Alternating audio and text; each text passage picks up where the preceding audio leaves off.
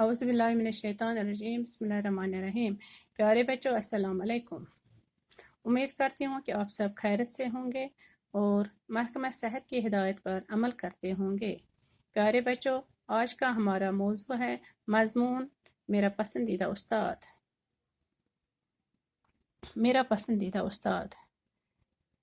एक बेहतरीन उस्ताद जन्नत का बाशिंदा नहीं होता है, बल्कि वो इसी सरजमीन से ताल्लुक़ रखता है, लेकिन इसके किरदार की खूबियाँ इसे आम इंसानी सतह से बुलंद करती हैं।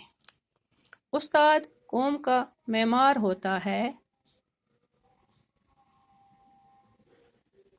उस्ताद के बगैर हर कौम अधूरी होती है।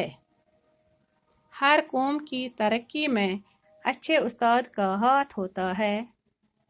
उस्ताद कौम को जहालत के अंधेरे से निकालता है और तालीम के नूर से रोशनास करता है। वो अपने तलबा के लिए एक दोस्त, एक फ़लसफ़ी और एक रहबर की हैसियत रखता है। एक बेहतरीन उस्ताद अपने मज़मून या मज़ामीन का माहिर होता है। वो अपने इल्म को अपने शागिर्दों में बांटता है। वो न सिर्फ इन्हें सिखाता है, बल्कि अपनी खूबियों से मुतासर भी करता है। एक उस्ताद अपने शागिर्दों को बाप की तरह प्यार करता है और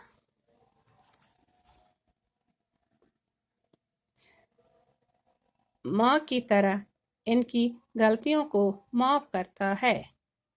हमारे स्कूल में बहुत से उस्ताद किराम काम करते हैं।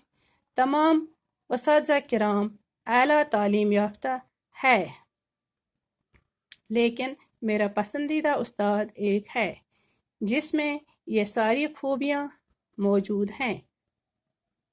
मोहतरमा राहिला मैडम मेरी पसंदीदा उस्ताद है।